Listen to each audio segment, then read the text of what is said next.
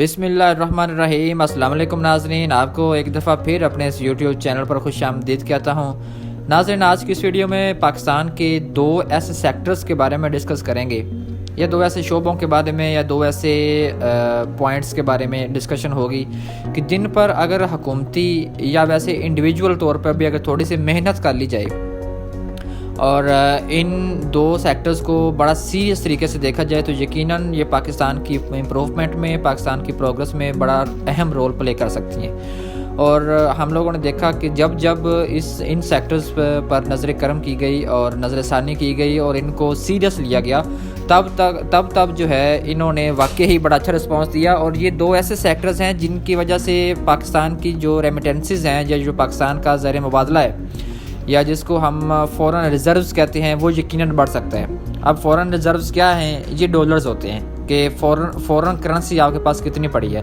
या वो करेंसी जिसके थ्रू आप इंटरनेशनली लेन देन और सेल परचेज करते हैं। तो पाकिस्तान का जो पहला सेक्टर है और जो कि पूरी दुनिया का फ्यूचर है वो है टेक्नोलॉजी।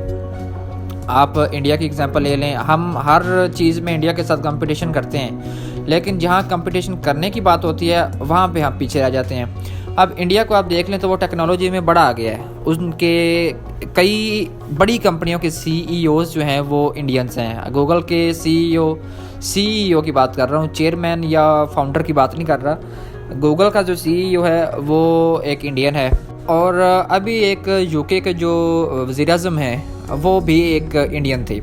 ये तो एक खैर पॉलिटिक्स में बात हो गई। मैं वैसे आपको बता रहा हूँ कि जो इंडियंस हैं वो टेक्नोलॉजी में बहुत आगे हैं, और टेक्नोलॉजी वो उनकी एक मेन जो है वो मुल्क के लिए, उनकी मुल्क की मैशत के लिए, उनकी मुल्क की प्रोग्रेस के लिए एक बड़ा अच्छा और बड़ा मेन किरदार रोल प्ले करती है। और ये ओवरऑल है, ये अगर इंडिया में है तो ये पाकिस्तान में भी हो सकता है। पाकिस्तान में अगर इस पर थोड़ी सी मेहनत की जाए, अब इसमें मेहनत करने से क्या मुराद है कि पाकिस्तान की जो गवर्नमेंट है वो जो VTI कॉलेजेस हैं या टैवटा के थ्रू जो कॉलेज चलते हैं, जो टेक्निकल कॉलेज हैं, उनमें कंप्यूटर कोर्स, स्पोकन इंग्लिश, ये तो बेसिक हैं ही। इनमें कुछ कोर्स ऐसे भी ऐड करें कि जिसके ज़रिए स्किल्स सिखाए जाएँ।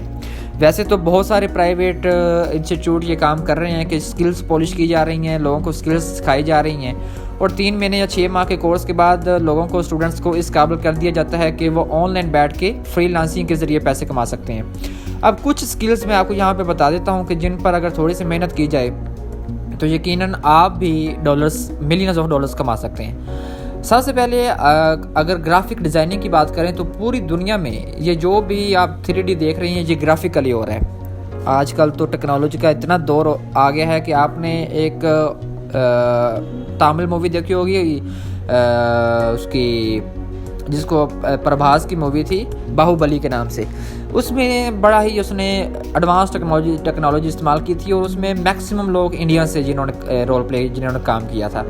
और ग्राफिक डिज़ाइनिंग के बाद वीडियो एनिमेशन है, वीडियो एडिटिंग है, कंटेंट राइटिंग है, ये सॉफ्ट स्किल्स इनको बोलते हैं। ये स्किल्स अगर सीख ली जाएँ तो यकीनन पाकिस्तान की ग्रोथ होगी। और पाकिस्तान और इंडियंस और बांग्लादेशी ये ऐसे लोग हैं कि जिनके जहाँ से जिनकी जो मजदूरी है ये बहुत सस्ती होती है पूरी दुनिया में।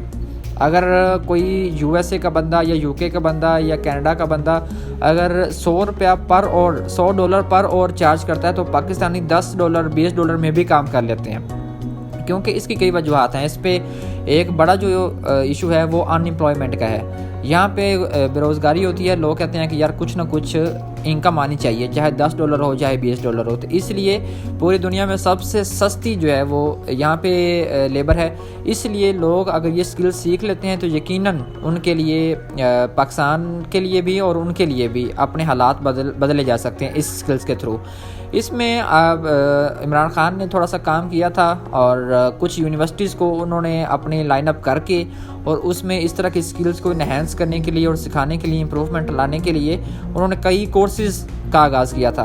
और इसमें मुझे जो चीज़ पसंद आई है कि कोर्सेज़ तो हो ही रहे हैं और अच्छी यूनिवर्सिटी से, मतलब यूनिवर्सिटी लाहौर से मेरे कई जानने वालों ने किया, UMT से, UCP से, इस तरह की यूनिवर्सिटियों से लोगों ने इस तरह की स्किल्स सीखी हैं। फिर उसके बाद सीखने के बाद जी अच्छा जी अब हमने सीख लिया, अब हम इसको काम को शुरू कैसे करें। तो इमरान खान ने कामयाब नौजवान प्रोग्राम के थ्रू इंटरेस्ट फ्री या बहुत कम इंटरेस्ट के साथ लोन भी दिए थे, ताकि आप लोग जो हैं वो जो काम सीखे वो अपना एक सेटअप, एक छोटा सा स्टार्टअप बना सके, सॉफ्टवेयर हाउस टाइप, ताकि उसकी जो है वो अर्निंग शुरू हो सके।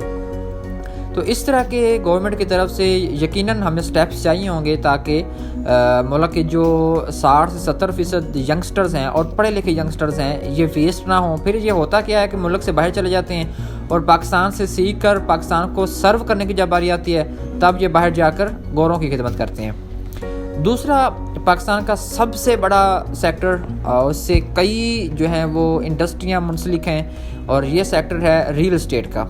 रियल इस्टेट के सेक्टर के साथ करीब 41 के करीब इंडस्ट्रीज़ हैं जो कि मुंसलिक हैं। अब इसमें इंडस्ट्रीज़ आप देख सकती हैं, इसमें कंक्रीट है, इसमें सीमेंट है, इसमें ब्रिक्स हैं, इसमें लेबर कितनी हज़ारों करोड़ों लोग जो हैं वो इसमें काम करते हैं।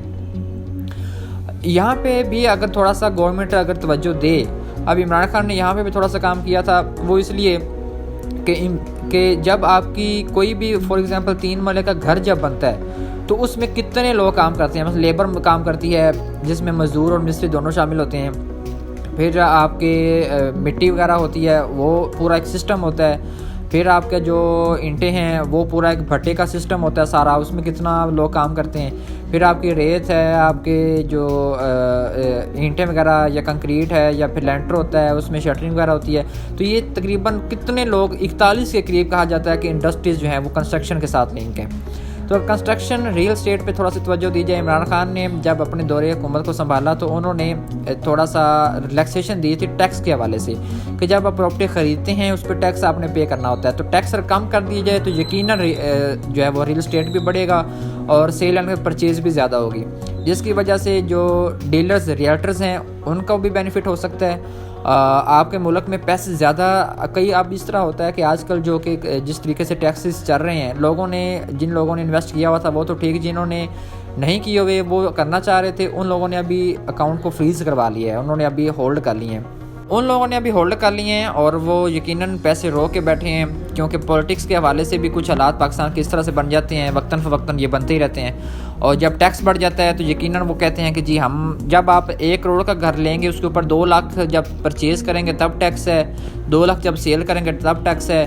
फिर डीलर्स की जो फीसेस होती हैं तो वो तकरीबन 4 से 5 लाख रुपये आपको फ़ी जो है यानी 1 करोड़ के हवाले से इसके एक साथ ये भी देना पड़ता है। तो उसके हवाले से भी जब आप रियल स्टेट के लोगों को रिलैक्सेशन देंगे तो वो यकीनन पैसा इन्वॉल्व रोटेशन में आएगा, इन्फ्लेशन से बचेंगे, और इससे आपकी, मैं फिर कह रहा हूँ कि कितनी इंडस्ट्रीज़ जो हैं वो लिंक हैं, उनके साथ काम चलता रहता है। अब कई बंदे हैं जो इनको हम जानते हैं कि जो ठेकेदार थे, लेकिन जब ये रेट्स बढ़े और टैक्सेस बढ़े तो उन लोगों ने सारे पैसे जो हैं वो होल्ड करवा दिए।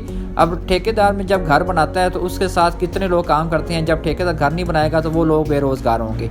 इस बात को समझा जाए। ये 2 ऐसे और काफ़ी हैं, मतलब सैकड़ों, पाकिस्तान में तो सैकड़ों ऐसे सेक्टर्स हैं कि जिन पर काम करने की ज़रूरत है, लेकिन ये 2 मैंने ऐसे बता दिए कि जिन पर फिल फोर काम हो सकता है। बहुत ज़्यादा कोई प्लानिंग की ज़रूरत नहीं है। अगर आज कल में ही ऑर्डर्स दे दिए जाएँ तो यकीनन पाकिस्तान को अगले दिन से फ़ायदा होना शुरू हो जाएगा। मज़ीद इस तरह की इन्फॉर्मेटिव वीडियो जानने के लिए हमारे चैनल को सब्सक्राइब करें, बेल के आइकन को लाजमी क्लिक करें ताकि इन्फॉर्मेटिव वीडियोज़ आपको बर वक्त मिल सकें। शुक्रिया।